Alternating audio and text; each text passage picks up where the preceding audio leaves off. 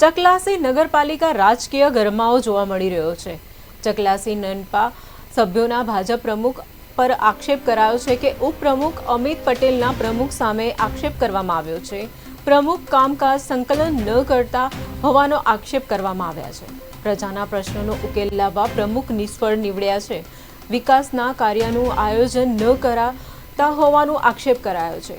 22 સભ્યોએ પ્રમુખ સામે અવિશ્વાસની દરખાસ્ત મૂકી છે। ચકલાસી નગરપાલિકાના પ્રમુખ સામે પાલિકાના સભ્યો ગંભીર રીતે આક્ષેપ કર્યા છે કે પાલિકાના ઉપપ્રમુખ અમિત પટેલ પ્રમુખ સામે આક્ષેપો કર્યા હતા। પાલિકાના પ્રમુખ કામકાજ સંકલન નથી કરતા, પ્રજાના પ્રશ્નો ઉકેલ લાવવા માટે નિષ્ફળ નીવડ્યા હોવાનો પણ આક્ષેપ કરવામાં આવ્યો છે।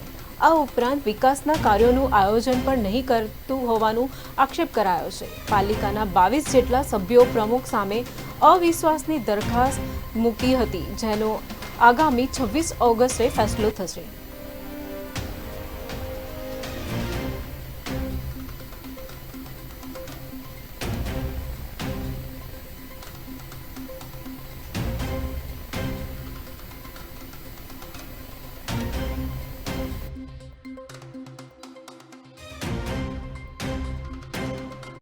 શું આપનો પરિચય?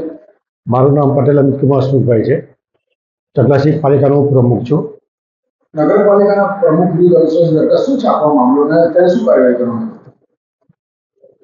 એ પ્રમુખને અમારો 22 સંતોષ હતો, એના માટે અમે અરજી કરેલી અવિશ્વાસની દરખાસ્તની। એમાં 15 દિવસનો ટાઈમ પીરિયડ આપેલો કે સામાન્ય સભા બોલે તમે બહુમત સાબિત કરો।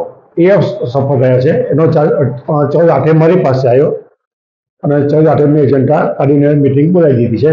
26/8 મિટિંગ છે, સવારે 12 વાગે। શું કારણ અવિશ્વાસનું?